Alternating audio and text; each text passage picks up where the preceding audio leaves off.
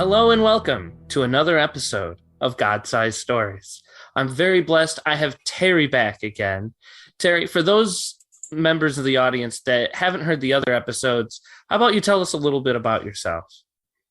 Okay, hey Craig, good to be back. I am English from the UK. I married an Aussie back in 1987. I better get that date right, hadn't I? Otherwise I'll be in trouble.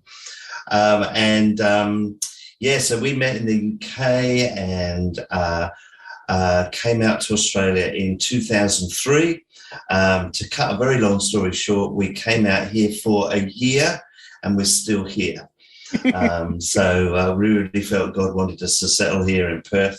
And I've been, I'm in my 60s now, my early 60s, and I've been involved in education, teaching, particularly in Christian schools, but also in church ministry as well. So I'm currently pastor of a wonderful church called Southern River Church of Christ in the southern suburbs of Perth, doing a bit of writing and stuff as well. So that's us.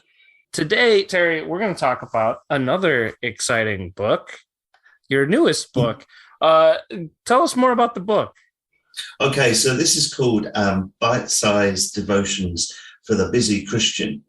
And it is as it sounds. It's just four-minute devotions, actually based on a blog I write, which is called 4-Minute Devotions. And I suppose the idea is it's an encouragement to people to be in the Word of God every day, we're all busy, aren't we? And sometimes, we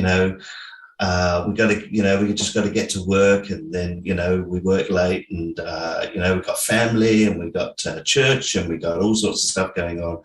And it's kind of easy just to let that time spent with God drift away or get smaller and smaller. And I really encourage folks in my own church to have that quiet place every day, find that space where you can be with God, find that time in the day where you can be with God.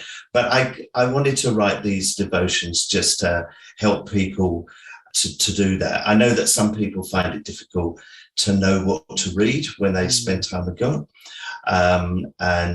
Maybe just, a few thoughts around a verse or a few thoughts around a story might be helpful to people. So, it came out of I was saying to you earlier, Craig, that when I wrote my first book, Looking Back to Move Forward, somebody had said to me, "Oh, Terry, you're nobody, nobody's going to buy your book. You've got to have an electronic platform, So perhaps for the wrong reasons, I started to write this blog really just to kind of, have a bit of a footprint electronically. And so when I started doing this, I just, to my surprise, people started writing back saying, "Hey, that really helped me today," or, "I was so blessed with this, I shared it with someone else." And, that was amazing to hear that. And so I kept writing, and I kept putting these devotions out there. And in time, I just had too many of them, really. God kept giving me things, So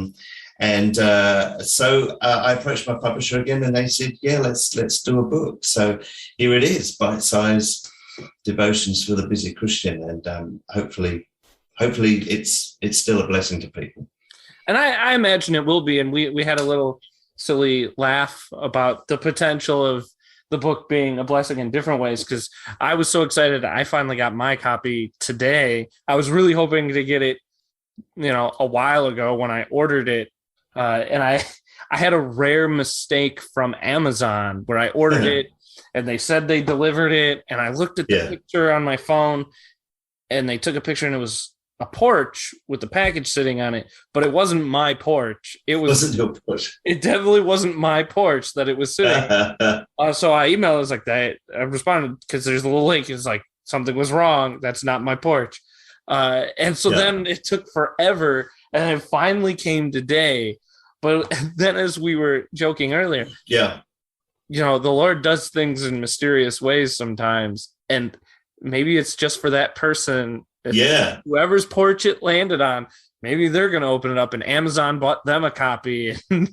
Yes, they're going to say, "What's this? I was just praying this morning." Because the Lord does that. He works in such beautiful ways like that we'll never understand.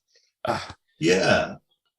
For the sake of our audience, let's maybe dig into your process a little bit. Like, where do these devotions come from? Yeah. Well, I ever since I became a Christian, so I became a Christian in my late teens when I was in my first year at uni. And when I became a Christian, one of the things that God did in my heart really was I loved the Bible, and I still do. I just love the stories. I love the way the Old Testament and the New kind of mesh together, you know. I just love the scriptures, you know, I always have done. And I love it when you read something, and we were saying this earlier, weren't we, that, you know, you can read something many times and then one day you read the same thing again and, whoa, I never saw that before. You know, just something hits you. And so I think it's those kind of whoa moments that stir me to write, you know, those kind of aha moments that you think, oh, wow, you know, that really speaks to my heart. So maybe there's something here.